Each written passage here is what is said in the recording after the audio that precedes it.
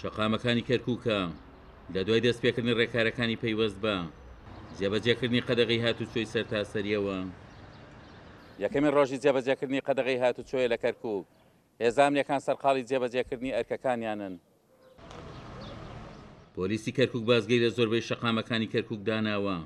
فەرماندەی پۆلیسی کەرکووک ئاشکرای دەکات قەدەغەکە لە پێناو پاراستنی تەندروستی هاوڵاتیانە. داوا لە خەڵکی شارەکە بکەوە پابندی 100% بن بۆیکەوە جێبەجێکردنی قەدەغەی هاتوچۆ لەم شارەدا جێبەجێ بکرێ. دیارە هێزە تایبەتەکانی پۆلیس و پۆلیسی هاتوچۆ سەرپێچ هەر سەرپێشیەک لەم شارەدا بکرێن ئێستا ئەدرێ هیوادارم بەم جەژنە و بۆ خۆشیەکانی ئەم جەژنە هیچ هاوڵاتیەک سزا نەدرێ، چونکە ئێمە ئەم پلانە پلانی هەم پلانی ئەمنیەوە هەم پلانی پاراستنی گیانی هاوڵاتیە، چونکە ڕێکارەکانی تەندروستی وا ئیجابەکەکەوە ئێمە بۆ ماوەی دەڕۆژکە ئاستی بەرزبوونەوەی نەخۆشیەکان لە شاری کەرکووک بەرز بووەتەوە. هاتوچۆی کەرکووک وەستی سەرپێچی بووانە دەکات. ڕێنمایەکانی قەدەغەی هاتوچۆ پێشێل دەکەن.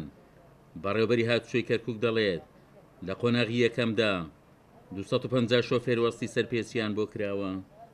نسبەت قەدەغەی هاتوچۆ ئێمە غەرامەیان ئەەکەین بە بڕی 100,000 دینار و ئەوانەشی کە جگە لەوەی شکاندنی قەدەغەی هاتوچۆی کردووە سەیرەکەی لە جادەیە مخالەفاتی ترەکەن، بۆ نمونە ئیجازەی پێنیە، سیارەکە بە ناوی خۆیانی، ئەوانش بە هەمان شێوە غەرامەی مالیان بۆکەین.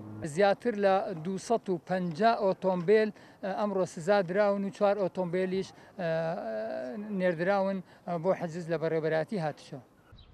جێبەجێکردنی بڕیاری قەدەغەی هاتوچۆ لە 12 شەوی 12 ئایارە و دەستی پێکردووە و تا ڕۆژی 22 ئایار بەردەوام دەبێت. ئامانجی قەدەغەکە کەمکردنەوەی حاڵەتەکانی توشبوونە بە کۆرۆنا هاوکات دەرفەتێکیشە بۆ هاوڵاتیان دەتوان لە ڕێگەیەوە خۆیان بە ڤاکسینی دژ بە کۆرۆنا بکوتن. عومەر غەریب، کورسات نیوز، کەرکووک.